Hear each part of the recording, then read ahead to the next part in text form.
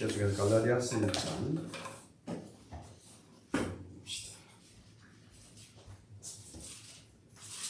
갈라디아서 1장 천천히 찾아서 읽겠습니다. 11절로 17절.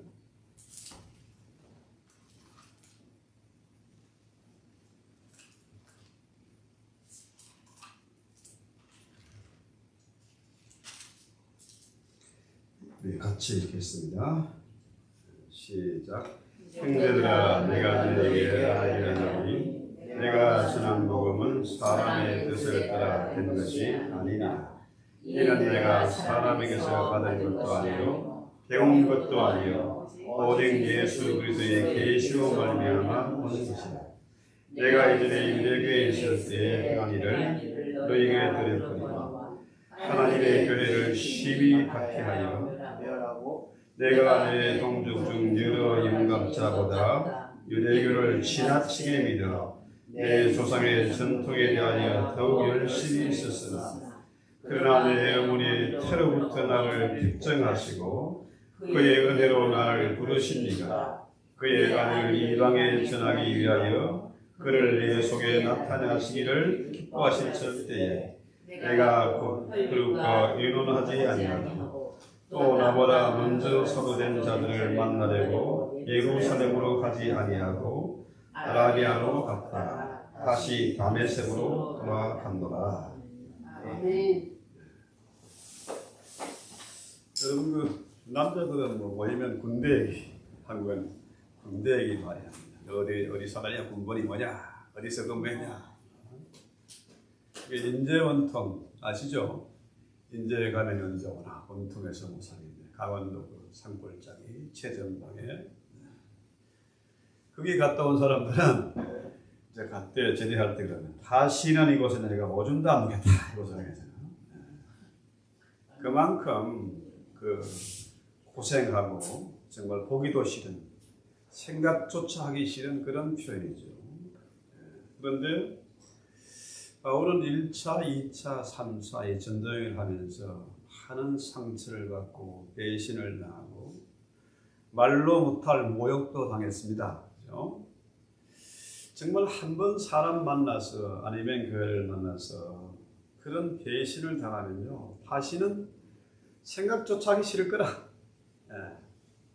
그런데 바울은 그렇지 않아요. 실패한 그 자리에 다시 찾아갑니다. 매맞고 옥에 갇히고 핍박당한 그곳을 다시 찾아가는 거죠. 여러분 잘 아시는 대로 바울이 1차, 2차, 3차 전도여행을 하면서 루스드나 이고니온, 머시디아 안디옥 이런 많은 그 도시를 다니면서 참 그 말로 못할 아픔을 겪었지요. 그런데 그럼에도 불구하고 바울은 어째서 그 일을 감당할 수가 있었을까? 나 같으면은 꼴도 보기 싫고 꿈에 걸 거가 겁나고 그런데 그 일을 어떻게 할 수 있었을까? 그렇죠? 사모님 실감이 좀 나십니까? 그런 상처와 아픔이 누구에나 다 있습니다. 그렇죠? 이게 그러잖아요. 그 목사님들의 가슴이 새까맣게 탄다. 새까맣게 타들어가는 거라. 동백 아씨만 타는 게 아니고 목사의 마음도 새까맣게 타는 거죠. 그런데요, 그 일을 가능케 했던 것은 뭐냐? 바울이 하나님께로 받은 그 소명, 콜링과 또 그를 향한 그 기도, 열정 이런 거 아니겠습니까? 기도했기 때문에 바울은 기도의 사람이고 비전의 사람이고 열정의 사람이니까 지칠 줄을 모르는 거죠. 오늘 이제 학교 설립을 위해서 교수님 한 세 분을 만났는데 그분은 연세가 한 80이 간 넘은 것 같아요. 그런데 젊은이들하고 테니스를 지치지 않고 4시간을 친대요. 목소리도 쩌렁쩌렁하고 에너지가 넘쳐나요. 분발해야 됩니다. 아직도 6학년인데 8학년, 9학년까지는 열심히 일해야지. 그런데요, 11절에 보면은 형제들아 내가 너희에게 알게 하노니 내가 전한 복음은 사람을 떠나 되는 것이 아니니라. 그렇죠? 이렇게 알게 하노니 이게 보면요, 그 알게 한다. 이걸 아주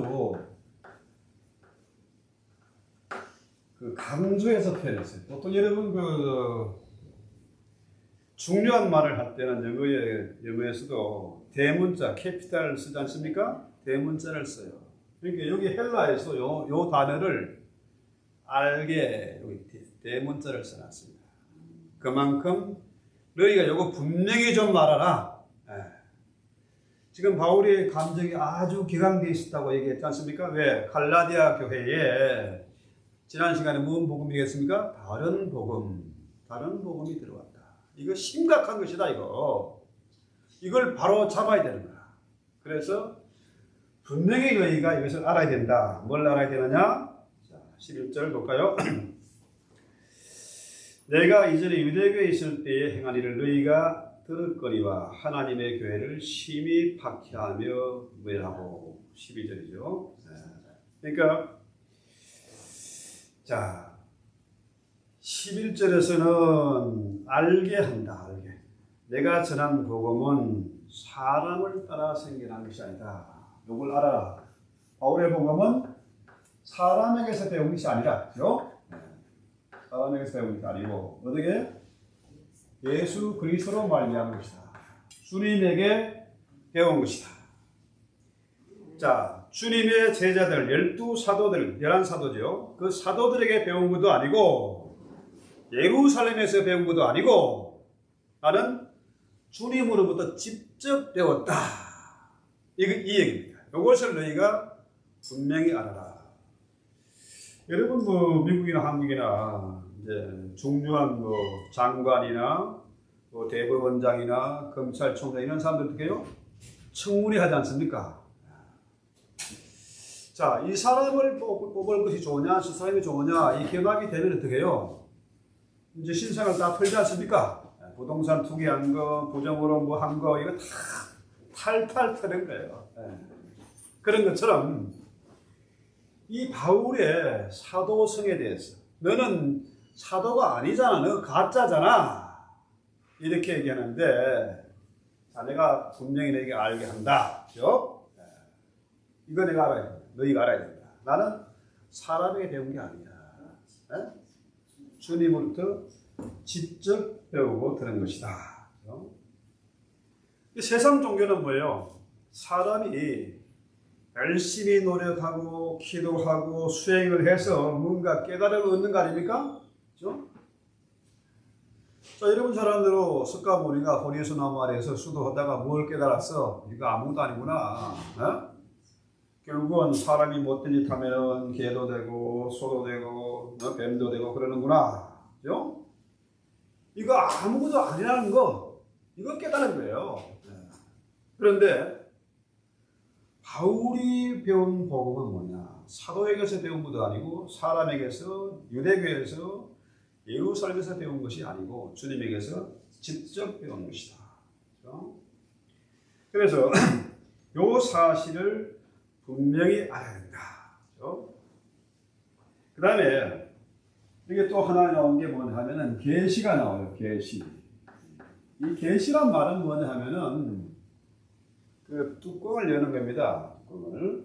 자, 여러분 뭐 이 속에 뭐가 들어있는지 여기 표시가 되어 있지만 그 상표가 다 있지만은 우리는 상표를 보고 하잖아요. 그런데 하나님의 복음은 이 계시 하나님이 뚜껑을 열어서 보여줘야 하는 거라. 그러니까 이게 아무나 복음을 아는 게 아닙니다. 하나님이 계시를 보여주어야 뚜껑을 열어줘야 하는 거예요. 아무나 예수 믿고 아무나 성경이 믿어지는 게 아닙니다. 하나님이 뚜껑을 열어줘야 돼. 우리에게 보여줘야 됩니다. 그렇죠? 그러니까 인간으로는 아무리 힘쓰고 애쓰고 해도 금식하고 기도하고 별짓을 다 해도 모르는데 하나님이 계시로 보여줍니다. 그래서 우리가 예수를 믿게 됩니다. 그래서 이게 뭐냐면은 이것은 바로 하나님의 은혜입니다. 은혜. 하나님이 우리에게 은혜를 주셨다. 우리가 이런 은혜를 입은 자들이에요. 우리가 보통 사람이 아닙니다. 하나님이 직접 보여준 거라. 네. 자, 그래서 마태복음 16장 보면은 베드로의 그 신앙 고백이 나오잖아요. 자, 너희는 나를 누구라고 하느냐? 어떤 사람들은 세례 요한이다, 어쩌고 엘리야다, 어쩌고 하는데 너희는 나를 누구라고 하느냐?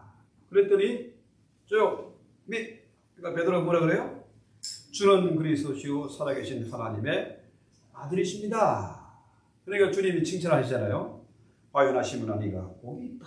그러나 이를 알게 하신 이는 누구라? 바울이 똑똑해서 안 것이 아니고 하나님께서 알게 하신 거라. 하나님이 보여주시고 뚜껑을 열어주셨기 때문에 바울이 그런 멋있는 신앙 고백을 할 수가 있었다는 거죠. 그래서요. 자, 13절을 한번 볼까요? 내가 이전에 유대교에 있을 때 행한 일을 너희가 들었거니와 하나님의 교회를 심히 박해하여 멸하고 내가 내 동족중 여러 영갑자보다 유대교를 지나치게 믿어 내 조상의 전통에 대하여 더욱 열심히 썼으나. 됐어요? 그러니까 보세요. 바울이 유대교를 지나치게 믿었어. 유대교는 뭡니까? 율법주의입니다. 유대교는. 유대교는 율법을 강조해요. 율법. 이 율법에 뭐 여러분 잘 아시는 대로 할례니 뭐 이런 게 있지 않습니까? 유대교의 전통을 믿어야 된다. 그렇죠? 자, 유대교는 이 율법을 강조하는데 기독교는 뭡니까? 바울이 전한 복음은 은혜를 강조해요. 율법과 은혜가 상충되는 것처럼 보입니다. 그렇죠? 바울이 유대교에 대한 지나친 열심이 있어가지고 율법으로 뭔지 됐습니까? 교회를 핍박하고 하나님의 복음을 방해하고 신자들을 감옥에 잡아넣고 죽이는 일을 한 겁니다. 율법의 열심이 이렇게 무서운 겁니다. 사람 죽이는 일을 한 거라. 교회를 부수고 하나님과 대적하는 일을 했다는 거예요. 율법이 무서운 겁니다. 그런데 자, 그 이후에 나오는 얘기가 뭡니까?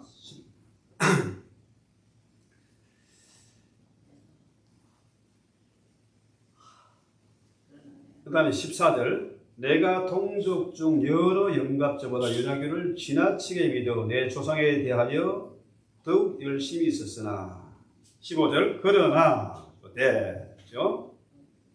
내 어머니의 터로부터 나를 택정하시고 그의 은혜로 나를 부르시니가 그의 아들을 이방에 전하기 위하여 그를 내 속에 나타내시기를 기뻐하셨을 때에 있어요. 여러분 보세요. 여기서 강조하는 것은 이전에는 유대교 율법으로 교회를 박해했는데 그러나 뭐예요? 내 어머니의 태로부터 나를 택정하셨다. 자, 이 택정이란 말, 뭐 예정이란 말 똑같은 말이죠. 하나님이 택하셨다. 바울을 택하셨다. 뭐 하시려고? 이방인들에게 하나님의 아들을 전하는 것을 기뻐하셨다. 그렇죠? 이방인의 사도로 하나님이 바울을 택한 겁니다. 그렇죠? 언제 택했다고요? 어머니의 뱃속에 있을 때부터. 이것을 에베소에서는 뭐라 그래요? 창세전에 하나님이 세상을 창조하기 이전에 이미 하나님이 나를 택하셨다. 네. 그러니까 세상의 다른 종교하고는 우리 이 복음, 예수의 복음은 이거는 비교 불가능입니다. 도저히 뭐 비교할 걸 비교해야지. 그죠? 전혀 비교의 대상이 아니에요. 그럼에도 불구하고 종교다원주의가 뭐예요? 불교에도 이슬람에도 천주교에도 뭐 다 있다 이거야. 우리 다 있으니까 싸우지 말고 서로 비판하지 말고 사이좋게 잘 지내자. 자, 이 얘기잖아요. 그러니까 이게 전혀 말이 안 되는 얘기인데 세상을 어떻게 교회를 허물기 위해서 울타리를 그냥 다 허물어 버리는 거죠. 십자가를 부정하는 거죠. 심각한 거죠. 갈라디아 교회에 이런 율법이 들어왔다. 율법은 사람을 죽이는 겁니다. 그렇죠? 자, 이렇게 보면요. 자, 우리가 택정했다. 우리가 바울을 하나님이 택했다. 택한 백성, 택한 자. 하나님 우리를 부르셨다. 하나님 나를 택정했다. 그렇죠? 교회는 뭡니까? 누구 때문에 세워져요? 물론 예수님 때문에 세워지지만은 예수님이 누구를 통해서? 택한 자를 통해서 교회가 세워져요. 할렐루야. 택한 자의 하는 일이 가장 중요한 일입니다. 그렇죠? 여러분 지금 세상이 미쳐 돌아가는 것을 보지 않습니까? 종교다원주의니 무슨 뭐 게이들이고 뭐 성소수자고 편견하지 말고 그것들도 다 인정하고 아멘만 하지 말고 응원도 하고 이러고 있어요. 이러고 목사가 그 국회에 가가지고 기도하면서 예수님의 이름으로 기도합니다. Name of Jesus 아멘 하고는 응원. 그 맨이 아멘이 맨인 줄 알고 맨인 줄 알고 응원 그랬어요. 목사가. 참 기가 막힌 세상이에요. 기가 막힌 세상. 이렇게 되니까 어떻게 해요? 사람이 수도 없이 죽어가잖아요. 수도 없이. 자, 이런 세상에서 저것들이 하나님을 믿지 않고 하나님을 예배하지 않고 바알을 믿는 저들이 세계의 정치 권력과 경제 권력과 언론이고 문학이고 전부 장악해가지고 백신을 만들어 뿌려댑니다. 백신 맞고 수도 없이 죽어가요. 그럼에도 불구하고 심지어 6살 이하의 아이들에게도 백신 맞아라. 엄마가 그걸 아이를 업고 유모차에 실 끌고 그 백신 맞으러 가는 겁니다. 이게 정상이 아니잖아요. 이런 기가 막힌 세상에서 왜? 택한 자가 교회를 세우고 택한 자 때문에 교회가 세워지고 교회가 하나님의 말씀을 전파하고 하나님을 예배하게 만들어야 되는데 세상이 바알을 예배합니다. 돈을 예배하고 있다는 거예요. 돈이면 다 된다 이거죠. 다 몽땅. 자, 이런 끔찍한 세상에 우리가 살고 있습니다만은 그래서 택한 자들이 하는 일이 가장 중요한 일입니다. 아시겠어요? 그렇다면 이게 목사에게 해당되느냐? 우리 모두가 하나님의 택한 자잖아요. 맞습니까? 맞고요. 예. 하나님이 우리를 어머니의 태 속에서부터 창세 전부터 우리를 택하셨다. 뭘 하라고요? 복음 증거하라고. 이방인들에게 예수의 은혜의 복음, 이 율법이 아니라 은혜의 복음을 전파하라. 하나님의 아들 예수지요. 예수의 생명의 복음을 전하라고 우리를 부르셨다는 거예요. 오늘 만난 그 교수님은 참 아주 독특해요. 성결교 목사님인데 명문대학을 졸업하고 또 명문대학의 교수를 지낸 분이고 미국에. 그런데 그분은 성결교의 법이 교수와 목회를 겸직을 못하게 한대. 그것도 웃기는 거 아닙니까? 목사는 당연히 학교 가서 강의할 수 있는 실력이 돼야 돼. 제가 총각 때 어린 나이에 겁도 없이 그런 기도를 했어요. 목사는 교회 가서 강의할 수 있는, 티칭할 수 있는 실력이, 지성이 있어야 되고 교수는 당연히 교회 와서 목회할 수 있는 뜨거운 가슴이 있어야 된다. 저는 믿고 그래 기도하고 학교를 갔거든요. 근데 이분이 이제 성결교의 법을 어기지 않으려고 자 교수는 하지만은 목회도 하고 싶어가지고 폐를 안 받고 교회에서 사례비를 안 받고 목회했대요. 바울처럼 그랬겠잖아요. 바울이 고린도교에서 사례비를 받지 않았지 않습니까? 물론 다른 데서 받았지만은 마게도냐 유럽의 교회들이 여기서 사례비를 받았지만 그는 사례비를 안 받았다. 그럼 이분이 참 재밌는 게 평신도 훈련을 한다고 자 이번 주엔 장로님 설교 다음 주엔 13일 설교 주일날 설교를 시키는데 교수라니까 뭐 새벽 기도고 밤 예배 이런 거 잘 없지 않겠습니까? 주일날 설교를 장로 설교, 집사 설교 시켰다는 거예요. 근데 놀랍게도 어느 날 이제 순서가 된 집사님이 설교했는데 교회가 완전히 눈물 바다가 됐다는 거예요. 은혜가 넘치는 거라. 그래 이분이 참 기도를 하다가 이거 어떻게 해야 되나. 다음 주에 너 설교 또 해. 만약에 그 은혜 받은 다음에 목사가 교수가 설교를 해가지고 그 정도의 은혜가 불가능하지 않겠어요? 제가 한번 학생들을 데리고 그 수백 명을 데리고 이제 양수리 그 학교를 빌려가지고 이제 캠프를 갔습니다. 여름에. 그때 이제 뭐 전사 때니까 성만찬을 하긴 해야 되는데 성만찬이 없잖아.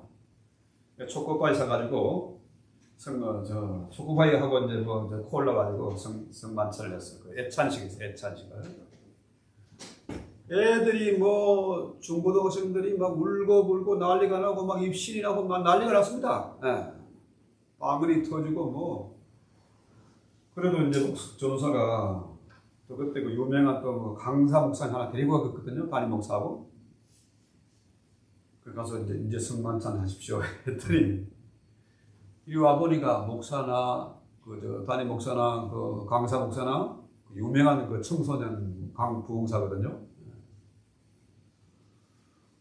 도저히 성만찬을 할 수 있는 분위기가 아닌 거야. 그래서 그냥 끝냈어요. 똑같이 그때 이분이 나 이번에 설교하면 안 되겠구나. 다음 주에 또 해.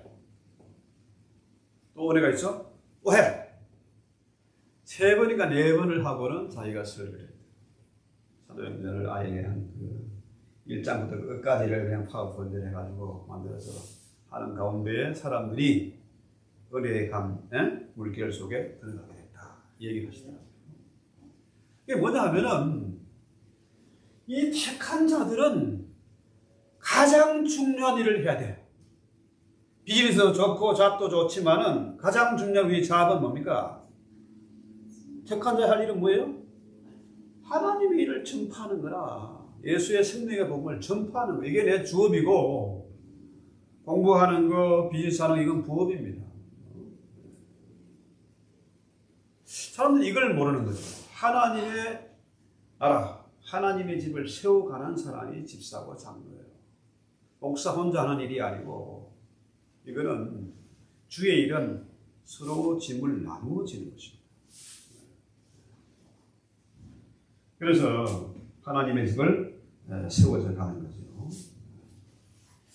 자, 이렇게 보면은 우리는 보통 우리 인생에 계속 뭡니까? 초이스를 해야 되잖아요. 무엇을 전공을 해야 될까? 어느 학교에 가야 될까? 무슨 잡을 잡아야 될까? 어떤 비즈니스를 하면 돈을 벌 수 있을까? 어떻게 누구와 결혼하는 게 좋겠는가? 정말 모든 게 내가 선택하는 같지만은 사실은 뭐예요? 하나님의 선택 속에 있는 겁니다. 하나님의 계획 안에서 이루어져 가는 거예요. 바울이 초일리도고 열심도 그의 혈통도 모든 면에서 정말로 자랑할 것이 많은 사람인데 출세가도를 달리는데 다메섹에서 완전히 깨어졌잖아요. 주님 만나고 난 다음에 완전히 부서졌어요. 우리가 내가 무엇을 할 수 있다. 내 인생은 내 것이니까 내 마음대로 선택하며 살아가겠다. 이거는 뭡니까? 망상 중에 망상이다. 착각에서 깨어나야 돼요. 그래서 모든 것이 하나님의 완벽한 계획 속에서 이루어진다는 사실을 우리가 결코 놓치지 말아요. 그러니까 분명히 기억해야 된다. 하나님이 예비해 놓으신 인생 설계가 있다. 이거예요. 제가 이번에 이제 교수님을 위해서 기도하고 시행착오하고 돈도 날리고 참 했는데 이번에 되어지는 일들이 너무너무 신기한 거라. 이게 퍼즐이 딱딱 맞아 떨어져 가요. 그래서 내 삶 속에서 하나님의 계획이 하나하나 드러나도록 살아야 되겠다. 인생 멀지 않습니다. 사실 아침에 이슬과 같고 안개와 같은 거라. 그래서 16절 볼까요? 그의 아들을 이방에 전하기 위하여 그를 내 속에 나타내시기를 기뻐하셨을 때 내가 곧 혈육과 의논하지 아니하고 했어요. 그러니까 바울이 이방에 하나님의 아들 예수 생명의 복음을 전파하기 위해서 하나님이 내 속에 나타나기를 원한다. 쉽게 말해 갈라디아서 2장 20절 말씀이죠. 내가 그리스도와 함께 죽고 그의 부활과 함께 내 안에 예수가 사는 거라. 주님을 내 마음의 중심에, 그죠? 자, 내가 제일 좋아하는 글입니다. 내가 인생의 주인이었고, 예수님이 내 발 아래 있어. 크고 작은 많은 문제들을 내가 다 할 줄 아는데 이게 완전히 바뀌는 거 아닙니까? 예수님이 내 마음의 중심에 계시고 나는 그 발 아래 있는 거예요. 예수가 내 안에 계심. 그렇죠? 예수가 내 안에 사는 이게 성령 충만입니다. 그러면은 크고 작은 문제가 없어. 자, 자녀 문제, 건강 문제, 무슨 비즈니스 이 모든 것들이 다 주님에게 맡기는 거예요. 그분이 알아서 하실 것. 또 주님이 나를 위해서 모든 것을 예배해 놓으셨음.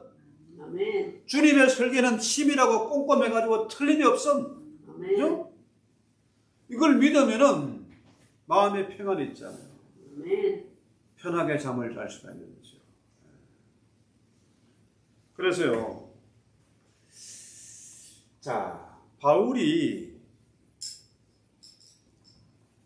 정말로 담의 세계에서 깨지고 난 다음에 눈이 안 보이잖아요. 네? 안 보여. 완전히 장님이 돼가지고 개가 없겠지. 다른 사람이 나를 끌고 어디로 갔습니까? 안수아, 아나니아 갔지 않습니까? 아나니아 갔잖아요. 눈이 멀고 장님이 돼서 남에게 끌려가야 그래야 비로소 걸어갈 수가 있고 내 목적하는 데까지 갈 수가 있어. 내 목적지도 몰라. 안 보이니까. 그래서 너무너무 기가 막히고 허탈하고 분노가 치밀고 해가지고 어떻게 해요? 3일 밤 주야를 밥도 안 먹었어. 금식하면서 기도하고 난 다음에 비로소 뭡니까? 그 어마어마한 충격과 분노와 허탈함이 자정이 속에서 마침내 어떻게 해요? 주님이 찾아오시고 그 마음에 주님이 나타나심을 기뻐하셨다. 하나님이 바울의 그 모습을 보고 비로소 그 돌덩이 같은 그 마음이 깨져가지고 바울의 마음 속에 주님이 계시게 됨을 하나님이 기뻐하셨다. 자, 이렇게 되니까 바울이 인생이 확 바뀝니다. 성격도 바뀌고 행동도 바뀌고 인생이 확 바뀌는 거예요. 인생의 목표가 바뀌는 겁니다, 이게. 그래서 바울이 그 다음에 어디를 가야 될까요? 자, 범죄자들은 보통 어디를 갑니까? 범죄 현장에 다시 간다잖아요. 내가 사람을 죽여서 저기서 저거 누가 경찰이 수수하지 않을까? 흔적이 좀 지문이나 단서가 혹시라도 발각되면 어떡하지? 해가지고 꼭 범죄 심리학에서는 그게 찾아간대요. 자, 바울의 생각에는 그 길을 한번 가보고 싶겠지. 그렇잖아요? 그런데 바울이 아니면은 예루살렘에 가가지고 그 사도들에게 이게 도대체 무슨 일이냐? 내가 이런 경험을 했다. 이거 어떻게 된 거냐? 물어보러 갔을 텐데 다메섹에도 가지 않고 예루살렘에도 가지 않고 어디로 갔습니까? 아라비아로 갔어요. 광야로 간 겁니다. 이게 아주 중요한 얘기거든요. 그러니까 바울은 더 이상 이 문제를 가지고 내 인간적인 생각으로 그 현장에 가보고 싶었지만 가지 않았고, 그죠? 그건 하나님의 뜻과 다른 거예요. 예루살렘에 가서 사도들과 의논하고 그들의 가르침을 받지도 않았습니다. 누구에게? 아라비아 광야에 가서 주님과 3년 동안 씨름하면서 주님의 가르침을 받았다. 그래서 주님이 이방인을 위한 사도로, 그죠? 하나님의 아들을 이방에 전하게 한 사도로 딱 특정을 한 거죠. 그래서요, 예수가 내 안에 들어오시니까 어떻게 해요? 이제는 예수가 나를 끌고 가는 대로 가는 겁니다. 내 생각에는 자, 이것도 하고 싶고 저것도 하고 싶고 저 사람도 만나고 싶고 이 사람도 만나고 싶은데 주님이 이제는 모든 거 포기하고 주님이 이끌으시는 대로 가는 거예요. 가라 하면 가는 것이고 서라 하면 서는 거예요. 그렇죠? 그래서 자, 성령 충만이란 바로 이겁니다. 내 마음의 중심에 주님이 계시는 것. 이게 회개하는 것이고 성령 충만 받는 것이고 이것이 주님이 원하시는 삶이다. 그럴 때 주님이 임마누엘로 세상 끝날까지 항상 나와 함께 하세요. 아멘. 그냥 함께 하는 것이 아니고 하늘과 땅의 근세를 주어서 우리로 하여금 주님과 함께 하게 하는 거죠. 아멘. 그래서 여러분, 자, 이렇게 되면요, 택한 자의 삶이 변화가 됩니다. 이렇게 되면요, 삶의 변화가 있는 거예요. 삶의 변화. 자, 삶이 변하는데요. 이전에는 바울이 뭐 했습니까? 율법의 열심을 가지고 교회를 부수고 사람 죽이고, 그죠? 저것들 잡아서 옥에 가두는 일을 했습니다. 유대교에 지나친 열심이 있어가지고 그 일을 했는데, 이제는 어떻게 해요? 복음을 전하는, 이방인들의 복음을 전하는 전도자가 되었다. 다시 말해서 바울이 말하는 이것은 뭐냐 하면은, 유대교회가 만약에 뭐 예를 들어서 100만이다, 1000만이다, 1000만이다 칩시다. 1000만, 1000만 합시다. 1000만. 이러면은 유대교인 9,999명이 다 예수를 믿는다 할지라도 나는 예수 안 믿겠다. 그걸 인정하는 거예요. 간정하는 거예요. 간정. 전체 유대인들이 나만 빼고, 그죠? 9,999명이 다 유대교를 배신하고 기독교로 간다 할지라도 나는 유대교를 버리지 않겠다. 그만큼 유대교에 철저하고 열심히 있던 자라는 거죠. 그런데 이제는 그런 자가 어떻게 바뀌었습니까? 유대교를 버리고 율법을 버리고 예수의 복음, 은혜의 복음을 전파하는 사도가 되었다. 그래서 바울이 자기의 고향에 가서 길리기아 남부 지방에서 7년 동안을 전도하고 복음 전파하는 사역을 합니다. 고향에서. 여러분, 고향에서는 선지자도 대접받지 못한다. 주님도 말씀하셨잖아요. 아, 내가 이 바울 그놈 자식 내가 아는데 그 메부르크에다 키 조그만 대머리 같은 놈이 우리를 그렇게 핍박했어. 거기 가서 예수의 복음을 전하는데 그게 먹히겠습니까? 그렇잖아요? 바울이 살아온 걸 다 아는데 거기 와서 엉뚱한 소리 하니까 사람들이 믿겠습니까? 그러니까 바울이 뭐라 그래요? 로마서 9장 3절에 나의 형제 곧 고륙이 친척을 위하여 고륙의 친척을 내 자신이 저주를 받아 그리스도에게서 끊어질지라도 나는 원하는 바다. 정말로 내 고향의 일가와 친척과 형제들이 예수 믿기만 한다면은 나는 저주를 받아서 지옥에 떨어진다 할지라도 그거 내가 원하는 바다. 이 얘기예요.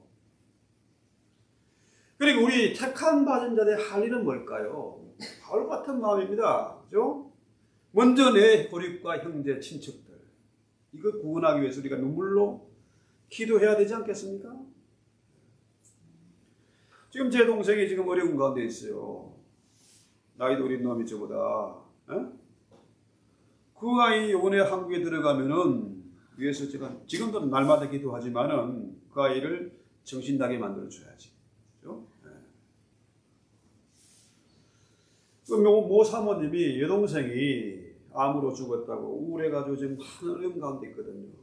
어차피 우리가 그렇게 예수를 일찍 전해서 주님을 영접하고 천국에 가면은 그건 자체는 참 그 큰 복이고 기쁨이지 않습니까? 우리의 자랑이잖아요. 내가 할 일을 다 했다.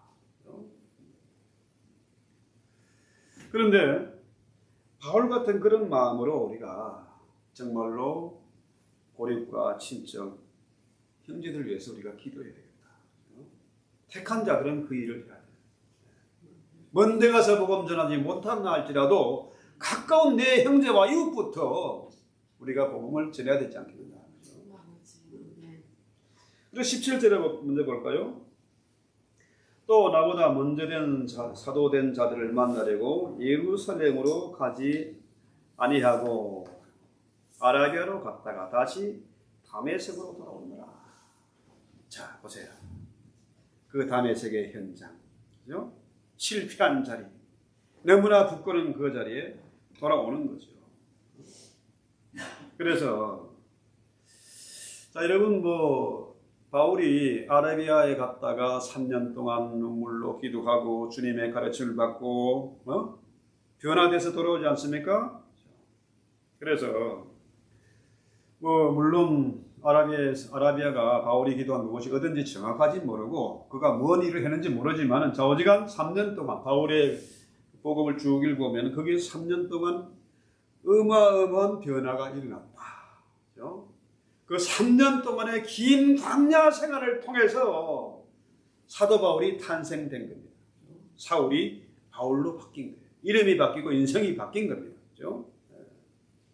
이렇게 보면은 이게 비단 바울에게만 적용되는 게 아니고 우리에게도 동일하게 이런 변화가 있어야 되지 않겠느냐. 저 이 말로 못할 아픔을 그래서 이 바울의 복음이 저는 충분히 이해가 되고 믿어지고 깨달아져요. 저 역시 한 4년간 몸부림치면서 기도한 그 기간이 있었거든요. 산꼭대기에 올라가서 밤마다 올라가서 기도하셨어요. 그러니까 그 주님이 내 안에 계심, 주님의 임재를 체험하고 나니까요, 세상 겁나는 거 없어요. 어디 가서 꿀릴 것도 없고 어디 가서 폼 잡을 일도 없어요. 지금 우리 교회가 이 엄청난 일, 학교 설립하는 게 이제 이번 주일 오후 3시 아닙니까? 그런데 전혀 내 힘으로 할 수 없는 이런 일들이 하나하나 이루어져 가고 있고 교수진과 의사진이 합류하고 있고 그러면 이건 어떻게 해요? 온라인, 오프라인에 병행해야 되니까 우리는 글로벌하게 전 세계에서 학생들을 리크루트할 겁니다. 아프리카에서도 중국에서도 한국에서도 그죠? 어디든지 할 수 있어요. 그래서 이거 오프라인에서 이렇게 촬영을 하면은 그 레코딩 해가지고 줌으로 들어오기도 하고 그죠? 또 거기 시간에 안 맞아 못 참여한 사람들은 로그인해서 그 강좌를 들을 수 있고 또 전 세계에 있는 신학교들 또 정보가 필요하고 도움이 필요한들을 우리가 연결해서 도와줄 수가 있고 그 일을 교단과 교권을 초월해서 하려고 합니다. 그러니까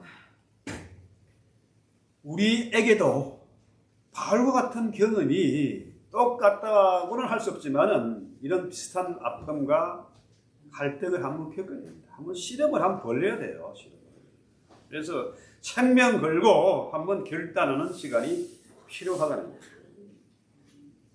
그래서 우리의 광야의 기도, 이 세상을 이민사회를 그러잖아요. 광야 같은 세상이라잖아요.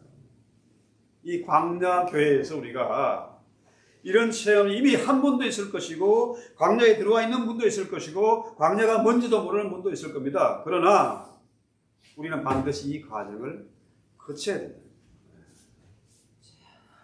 그래서 이 광야 생활을 이 광야는요 참 좋은 점이 있습니다. 제가 광야 생활 이걸 1년 해봤거든요. 사우디아라비아 제타에서 눈에 보이는 거는 모래밖에 없어. 모래밖에. 나무도 안 보여. 멀리 차 타고 한 3시간 가면은 오아시스가 있고 없어요. 안 보여. 밤에 별만 보이고. 이게 좋은 점 광야라는 것은 하늘을 볼 수 있어요. 미국 와서 참 좋은 게 밤에 나가면 별이 보여. 옛날에 그 별자리 오리온자리 카시오페아 이런 거 다 보여요. 선명하게 보여요. 네, 별을 볼 수 있다는 거죠. 광야는 하늘을 볼 수 있는 거라. 적어도 세상 근심 걱정을 버리고 주님과 한번 실험하는 시간이 필요하다. 그래서 이런 경험을 해본 사람은 이 광야란 말이 실감이 돼요. 제가 이 이민사에 와가지고 한 3년 꼭 돌아보면은 롤러코스터입니다. 어떨 때는 와이프가 막 샥을 받아가지고 막 팔짝을 해서 에머전시룸에 8번을 갔다 왔죠. 하다 안 되니까 결국 한국의 병원에 가서 한국 가서 치료받고 왔습니다.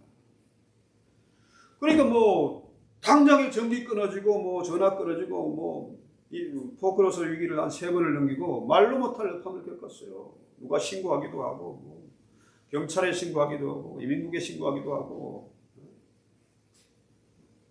이런 걸 겪었는데요. 똑같습니다. 병원에서 암이나 이렇게 고통을 받아본 사람들은 환자의 심정이 이해가 돼요. 자, 의사들이 왜 저렇게 냉혈한처럼 피도 눈물도 없어? 간호사는 왜 저렇게 불친절해? 그러지만요, 그 사람이 매일 하늘이 1년이고 10년이고 30년을 그 일 계속 해보세요. 똑같이 환자처럼 가족처럼 방방 뛰면은 그게 치료가 되겠습니까? 의사는 침착해야지, 간호사는. 그래서 인간관계도 마찬가지입니다. 오죽하면은 제가 만나고 전도하고 하려는 사람들이요, 이 트라우마가 있대, 트라우마. 그 뭐냐 했더니 사람에게 받은 상처, 교회에서 받은 상처, 목사에서 받은 이 상처가 너무 깊고 커서 생각조차 하기 때문에. 그런데 그런 아픔을 극복하고 이긴 사람들에게는요, 그 심정이 이해가 되는 거죠. 참 목사로서 부끄러울 때가 참 많습니다. 근데 문제는 뭐냐? 우리가 예수를 믿습니다. 예수의 생명의 복음을 믿어요. 주님의 택함을 받은 자로서 어떤 변화가, 삶의 변화가 일어나야 돼요. 이방인들은 우리 성경 이거 줘도 모릅니다. 엉뚱한 거 가지고 이거 또 비판하고 꼬투리 잡고 그러죠. 성경에 이게 뭐가 뭔지도 몰라요. 저들이 읽는 것은 성도의 삶을 읽고 있다. 삶의 변화가 있느냐, 이걸 보는 거예요. 어떤 분이 뭐 우스갯소리로 그런 얘기 하더라고요. 예수님과 감방 동기야. 예수님이 감옥에 갇혔어. 3년 동안 같이 지냈어. 그러면은 예수님이 이 강도를 닮아갈까, 강도가 예수님을 닮아갈까? 예수님과 3년 보내면요, 주님을 닮아가게 돼 있어요. 그죠? 주님 만약에 천국에 내려가면 지옥에 내려가면 그 지옥이 천국으로 바뀌는 겁니다.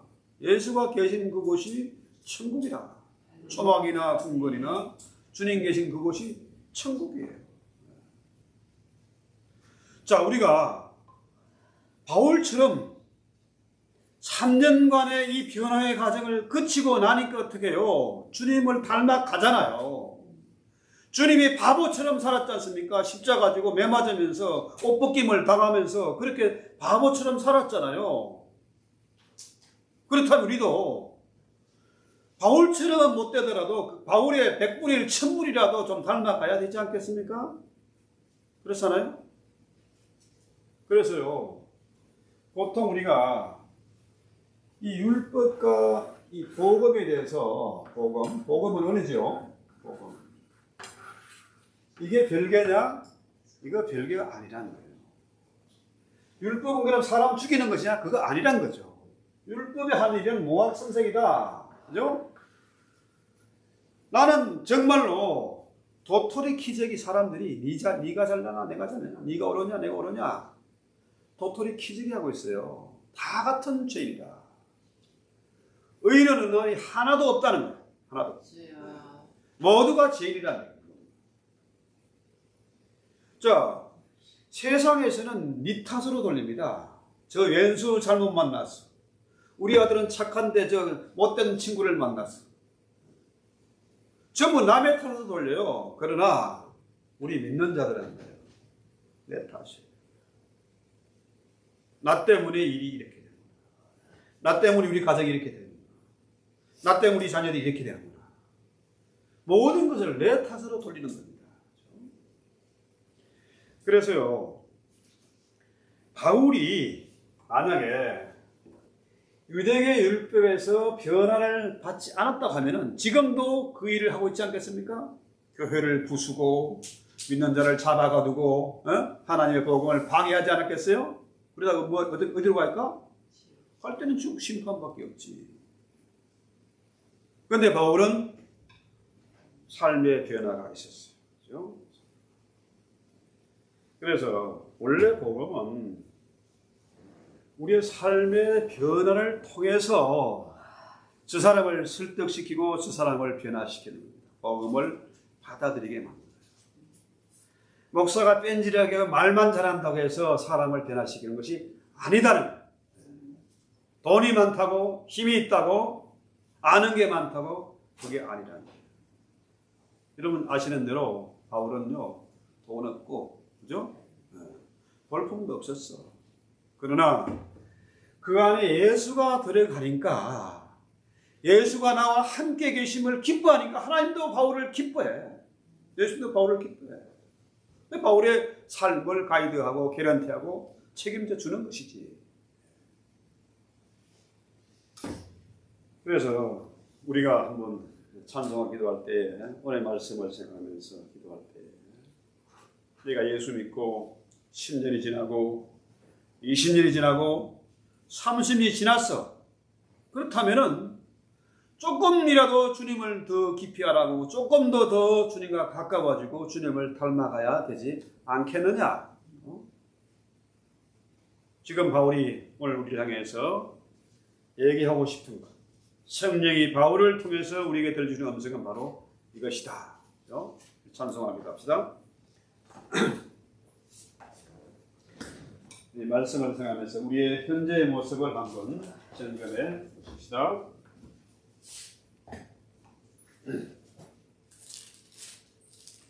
442장 찬송합시다. 저장 및 고비의 이슬.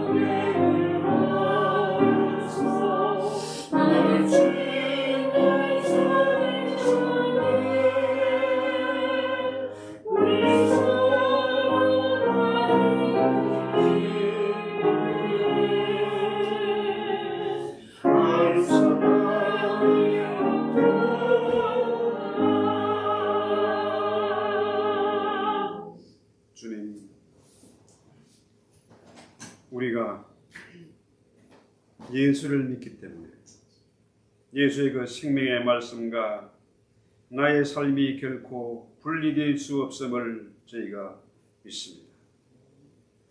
내 안에 예수가 계시기 때문에 교회를 섬기는 그 일에도 그 사역에도 분리될 수가 없음을 저희가 확인하는 바입니다.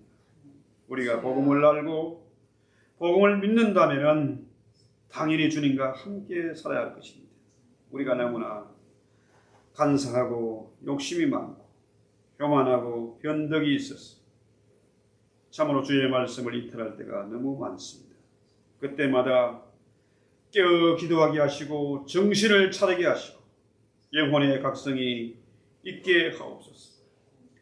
좌우를 분별하지 못하는 얼마나 많은 무리들이 있습니까? 저들이 목말라하고 저들이 방황하고 저들이 신음하고 있는데 우리가 가까이 있는 한 영혼이라도 원력과 친척과 형제들을 위해서는 내가 저주를 받아도 좋겠다는 바울의 심정이 우리의 심정이 되게 하시고 주님의 마음을 품고 이 세상을 나부터 변화시켜서 나로 말미암아 그 변화의 물결이 작은 불결이 일어나서 온 세상 어두운 세상을 밝히는 일에 쓰임받게 하옵소서.